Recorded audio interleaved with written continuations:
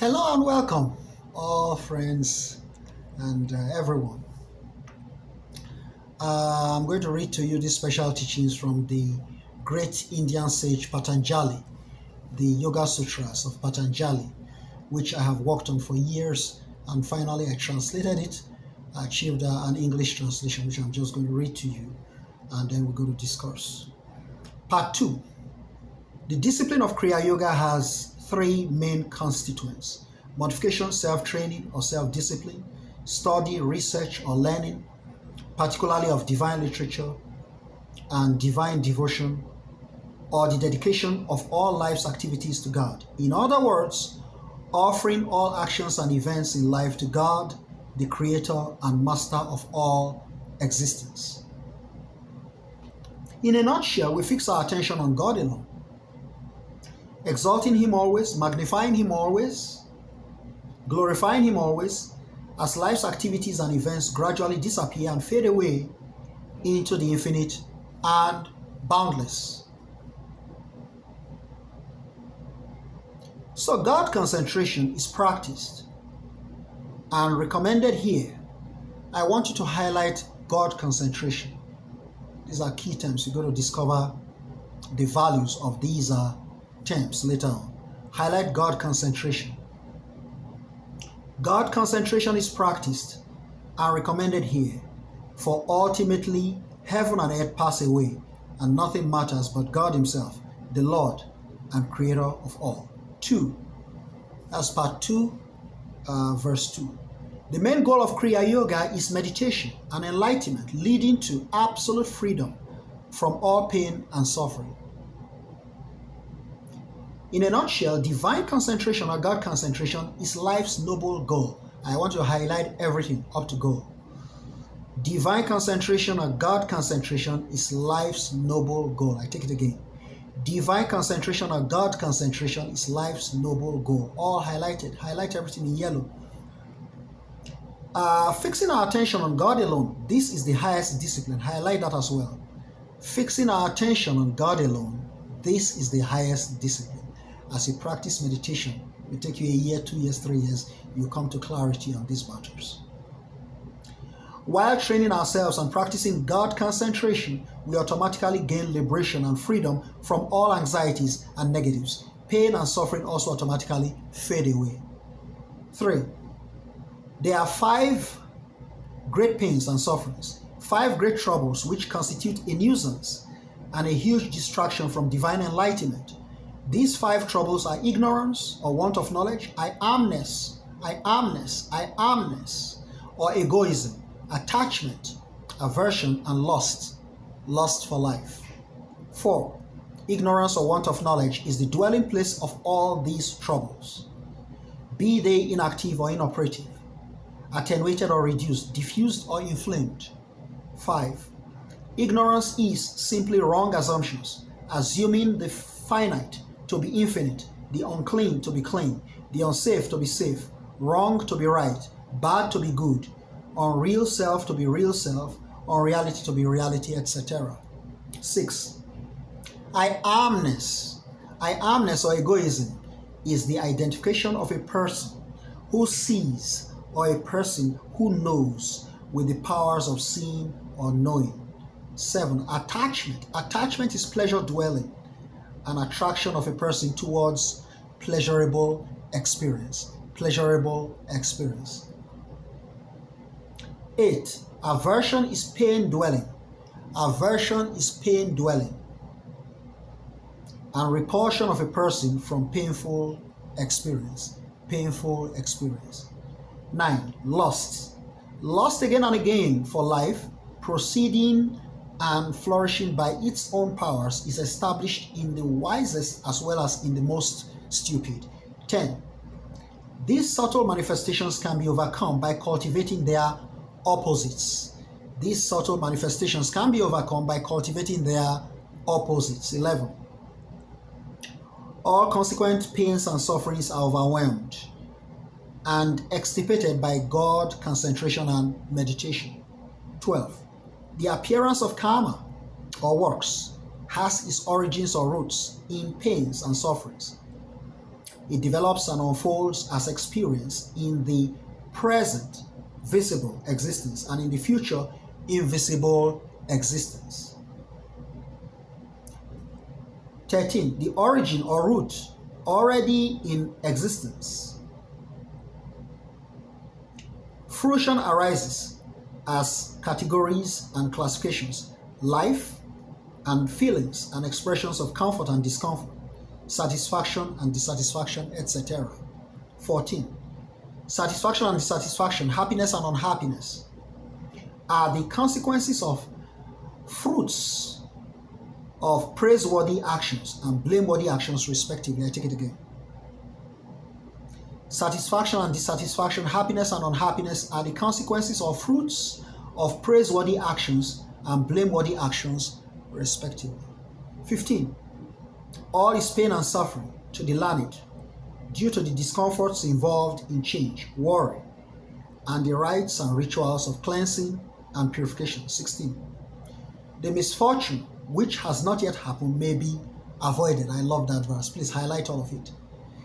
It says again, the misfortune which has not yet happened may be avoided. 17.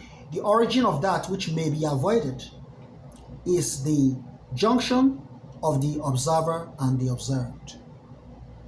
18. Our world of experiences has elements and senses constantly interacting. Its basic essence is perception, action, and inaction or rest. The main objective being experience and ultimate freedom or liberation. 19. The qualities are specially classified as defined and undefined, differentiated and undifferentiated. 20. The observer is precisely pure consciousness. Being pure, he perceives and penetrates the entire content of the mind. 21. The very presence, the very being of the observed is on behalf of the observer. I take it again. The very presence, the very being of the observed is on behalf of the observer. Highlight that. 22. Though all created things are perceived as unreal for the accomplished who have achieved the objective, they remain real in the sense that they, all things created, continue to produce the same experience for all. 23. Connecting the observer with all created things is 4. The crystal clear acknowledgement of the world as is. The world as is. As well as for the acknowledgement of the clear character and characteristics of the observer. Ignorance, 24, I'm on 24. Ignorance is the origin of this connection or attachment. Highlight that. Ignorance is the origin of this connection or attachment. 25. With the disappearance of ignorance comes liberation. With the disappearance of ignorance comes liberation. This ultimate freedom of the observer is the outcome of disconnecting, that is, detaching the observer from the observed. 26. The persistent practice of mindfulness and good judgment is the means of achieving freedom. In other words, liberation from ignorance. 27. Sublime intuition appears in 7 phases. Sublime intuition appears in 7 phases. 28. By the persistent practice of the various aspects of yoga, impurities are subdued and extirpated. Divine wisdom appears, glistening like the sun, and unveiling mystical faculties of enlightenment and discernment. 29.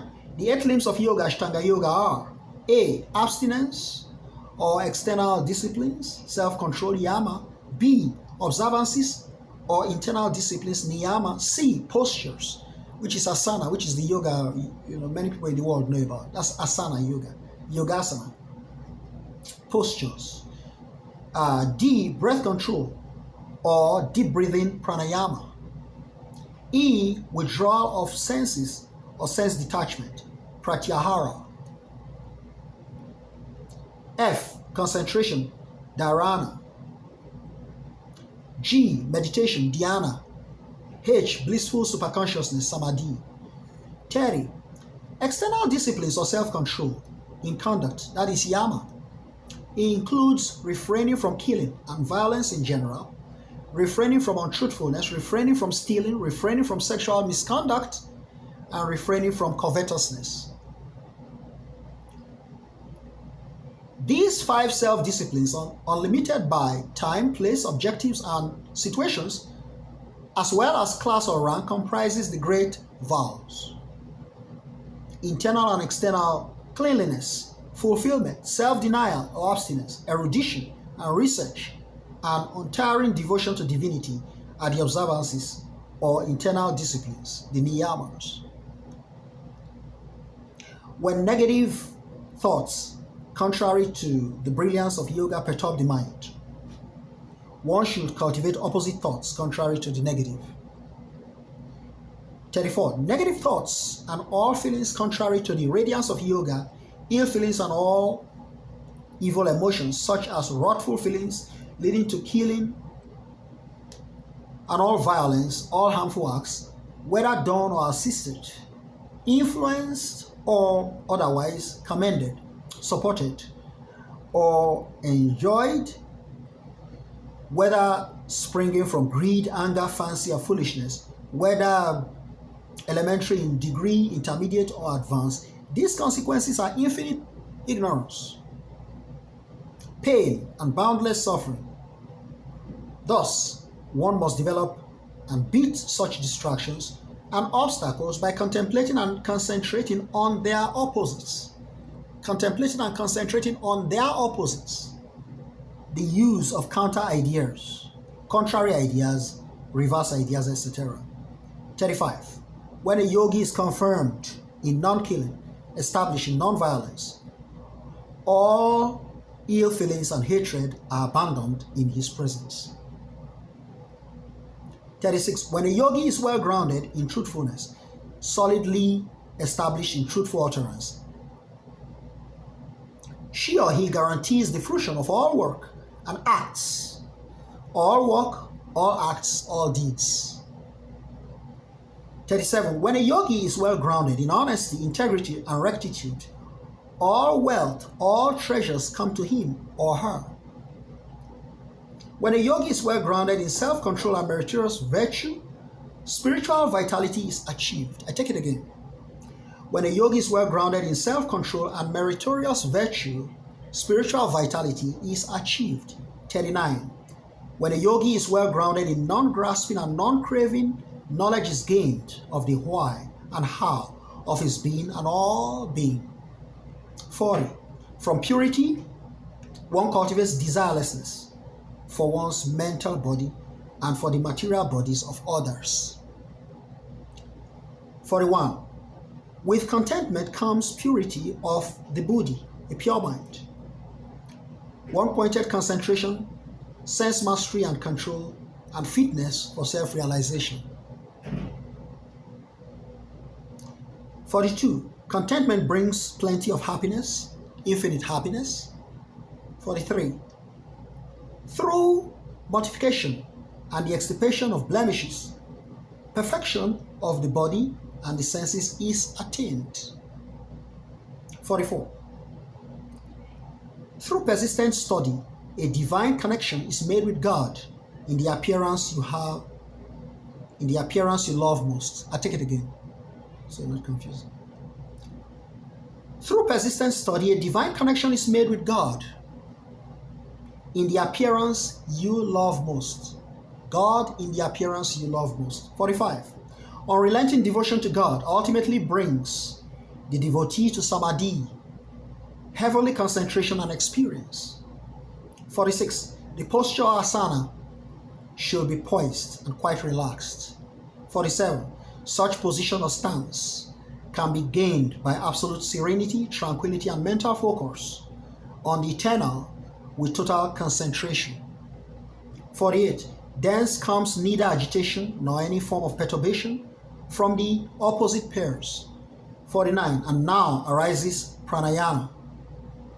Now arises pranayama, the control of vital energy, inhalation and exhalation.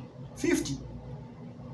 In pranayama, the flow of Vital energy is exterior or outside, interior or inside, or in between, controlled by place, time, number, and is either long or short in extent. 51. Breath control, in other words, the regulation of vital energy, which transcends both the exterior and the interior sphere, is the fourth. 52. Thus, the obstacle obscuring the light vanishes. Thus, the obstacle obscuring the light vanishes. 52. 53. And now, the mind becomes able to practice concentration. And now, the mind becomes able to practice concentration. 54. Self-realization flourishes when the mind preserves clear understanding without meshing with the senses and without the senses and sense impressions getting enmeshed or entangled. Finally, 55. Thus, conquest over the senses. In other words, perfect self-control is achieved. And that concludes part 2 of the Yoga Sutras of Patanjali. Patanjali is a great sage, I tell you. He's a very huge Indian sage. He was performing the same yoga everybody else was performing in his time, but he decided to articulate. He decided to, investigate further, articulate, know what he's doing, know how to describe what he's doing. So he brings it to us in clear, articulated writings. Patanjali is very, very great yogi. Cheers and have a pleasant day.